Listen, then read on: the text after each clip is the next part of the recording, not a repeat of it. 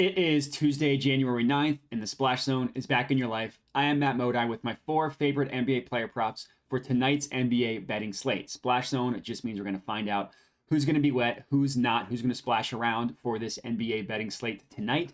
Before I can give you today's picks, I got to do a recap from yesterday, which unfortunately was not one of our days. I gave out another 4 picks. We only got one of those 4 to cash. We end the day 1-4-4, so 1-3, down 2 units. A little bit of bad luck as we had Halliburton and he got hurt, but that's unfortunately the reality you have to deal with when you are betting. Players can get hurt.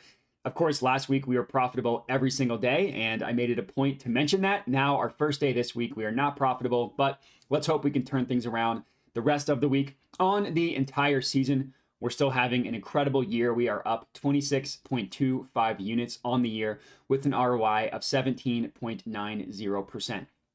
So one bad day yesterday is certainly not going to scare me off from the strategy that I have been using, which I'll talk about when I get into these picks.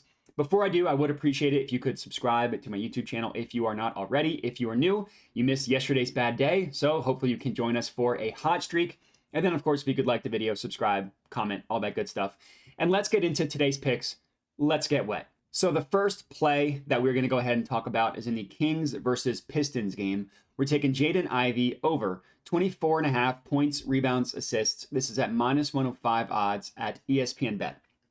Normally, I try to find plus money bangers. This is my only non-plus money banger of the slate. It's been a weird year for Jaden Ivy. It's been a weird year for the Pistons. His minutes, Jaden Ivy's, have come and gone.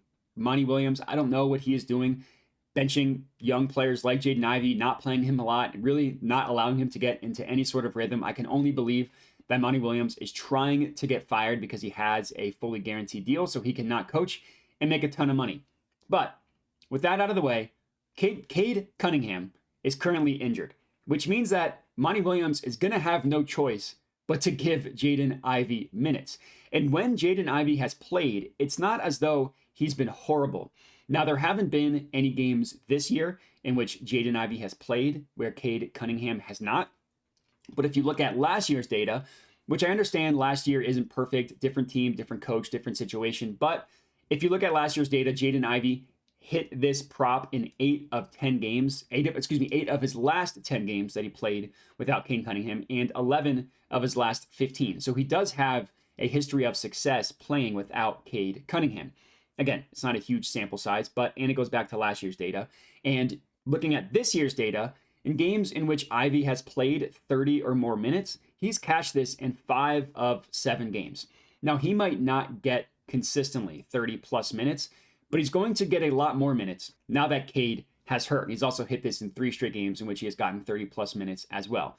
Overall, Ivy sees a 3% usage rate increase when Cunningham is off the floor, as his assist rate goes up from 15.84% to 23.88%. That's a pretty big jump in his assist rate. Now we're taking points, rebounds, and assists because I think the stat accumulation is going to come from everywhere, but the increase in assist rate is pretty good. It's also a pretty good matchup against the Kings, who do not have a good defense by any means. The Kings also play at one of the fastest paces in the NBA when De'Aaron Fox is on the floor, so that just generally leads to stat accumulation. So I like backing Ivy tonight. Hopefully he can come through for us.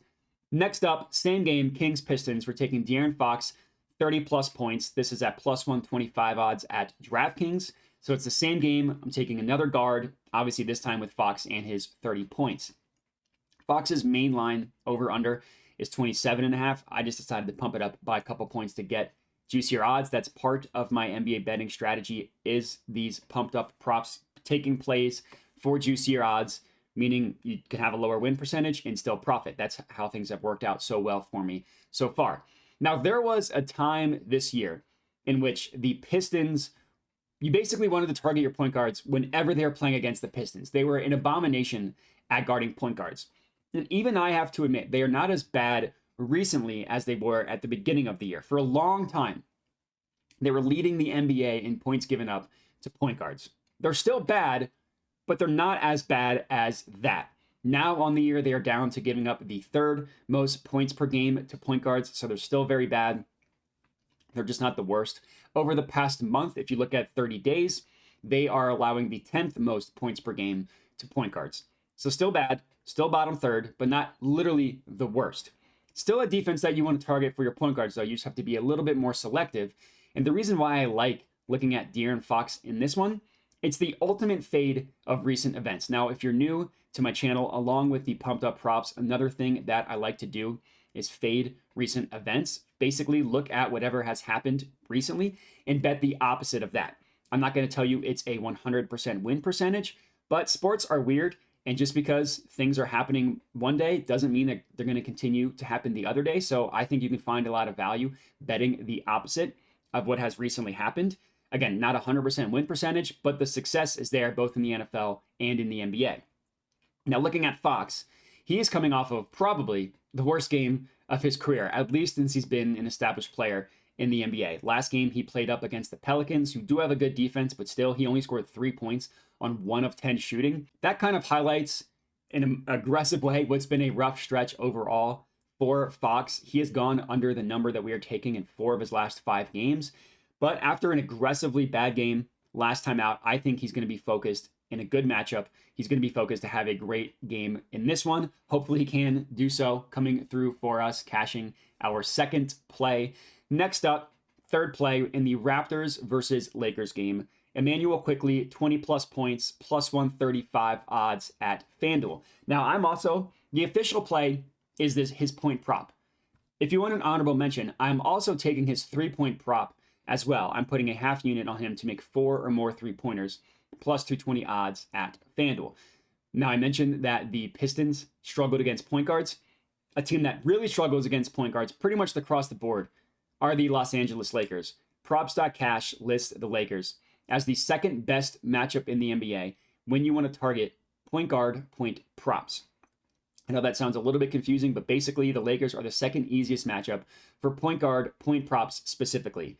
They are also the second easiest matchup for point guard 3-point props as well. Hence why we're on Quickley 3-pointers also. I love targeting Quickley in his new role with the Raptors. They're actually playing him decent minutes and they're letting him run more of the offense, and he's generally played pretty well. His usage rate on the Raptors is up to 23.53%. That's the 4th highest on the team. Now, obviously, it's a small sample size as he's only played 4 games for the Raptors. He missed it in the first game. You can kind of understand that. First game with the new team. The next 2 games, he did get us to 20 or more points, and then he had a little bit of a rough timeout last game against Golden State. Only played 26 minutes, shot 4 of 10 from the field. The other 2 games with the Raptors, he played over 30 minutes in both.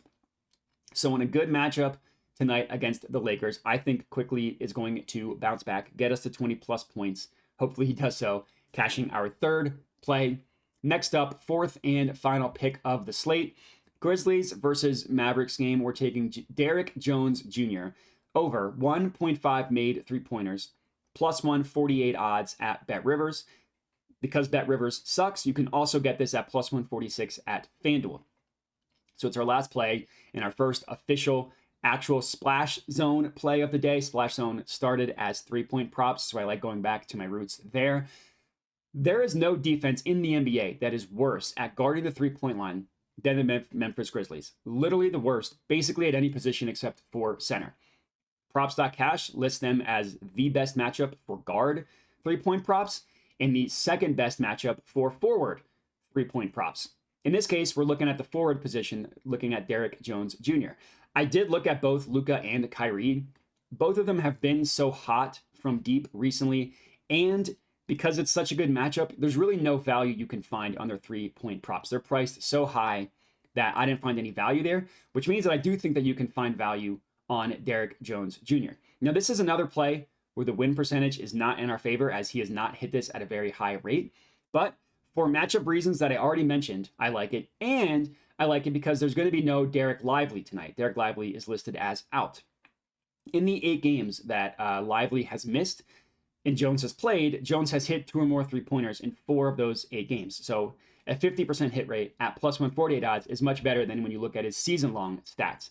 But what I really love, not necessarily that he's making them, that's obviously helpful, are his attempts. He's getting them up. I cannot promise you whether a shooter is going to be hot from deep or not.